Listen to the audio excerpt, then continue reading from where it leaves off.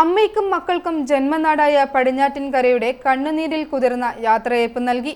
Advocate ജിസ്മോളുടെയും മക്കളുടെയും ഭൗതിക ശരീരം ജന്മനാടായ പാലായിലെ പടിഞ്ഞാറ്റിൻകരയിലെ ഭവനത്തിലെത്തിച്ചു. പാലാ ചെറുകര ജ്ഞാനായ പള്ളിയിൽ സംസ്കാരം നടന്നു.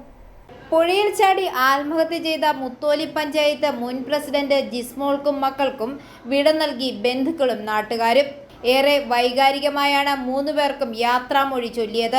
ജിസ്മോളുടെ മക്കളായ 4 വയസ്സുകാരി നേഹയുടെയും 1 വയസ്സുകാരി നോറയുടെയും മൃതദേഹം കണ്ട് ബന്ധുക്കളും നാട്ടുകാരുമെല്ലാം പൊട്ടിക്കരഞ്ഞു. 11:30 പാലാ പടിഞ്ഞാറ്റിൻകരയിലെ പൂവത്തുങ്കൽ വീട്ടിലേക്ക് ജിസ്മോളും കുഞ്ഞുങ്ങളും എത്തി. വൈകാരിക രംഗങ്ങളാണ് ഉണ്ടായത്.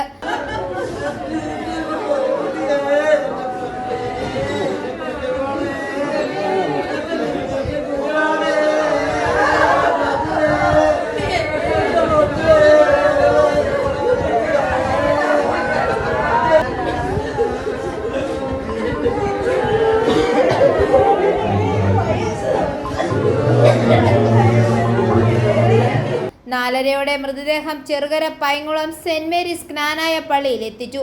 അന്ത്യശുശ്രൂഷയ്ക്ക് ശേഷം സംസ്കാരം. അതിനിടെ സംഭവത്തിൽ പോലീസ് അന്വേഷണവും തുടരുകയാണ്. കേസിൽ കൂടുതൽ വകുപ്പുകൾ ചേർക്കാനാണ് സാധ്യത.